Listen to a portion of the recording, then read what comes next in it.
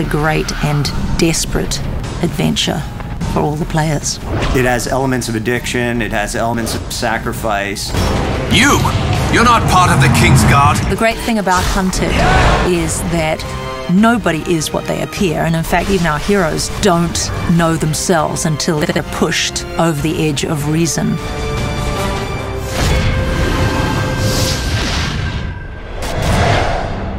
I became fascinated with the Mayans and this concept of this race of people that were so powerful and so organized as a culture that they were invading all of the outlying areas, rounding up all of the people, dragging them back to their temples and sacrificing to their gods. And so we took that concept and put it into a fantasy world. And you had your adventurers. If their goal was to try to stop that from happening, it became very interesting. They are interfering with my slaves. Because the Mayans didn't see themselves as evil. They saw themselves as doing what was right to their own gods. When you think somebody's rotten to the core, and then all of a sudden you relate to them and you understand them. That's the beauty of Hunted.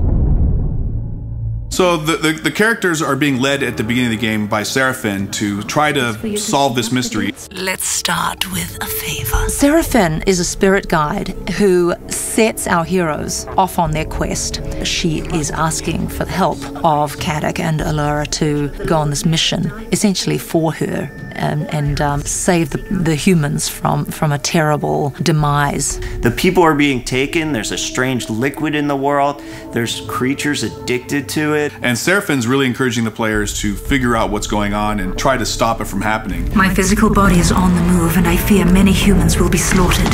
Time is not eternal. Seraphine is a spirit guide, but she also is a physical presence, so she can appear and then vanish, and they can hear her thoughts. I know what you seek. She has a love-hate relationship with Caddoc and Allura. She loves Caddoc, she hates Allura. There's no need for your snarky nature, Huntress. Caddoc's kind of like, seems like she's got good ideas, let's kind of follow along. And Allura's kind of like, I don't trust her, but I'm in for the action. Seraphine has convinced the characters to find these magic crystals throughout the world. And you use these crystals and give them to Seraphine, and she in turn bestows magic skills and magic abilities on the players. Now please, hand me the crystals. And she desperately needs you to achieve certain quests for her. And she, as a spirit guide, is relaying messages to you. You must get this done, otherwise I will die. I'm afraid the danger that lies ahead is graver than I had foreseen. When you do a video character, you want to develop something that's going to make people feel, it's going to really bring the graphics alive. Grow accustomed to it in time. I want you to feel the danger. I want to put a chill down your spine when she's saying it's cold. You know, I want people to feel that it's cold. I want you to feel the terror. I want that quest to feel real to you.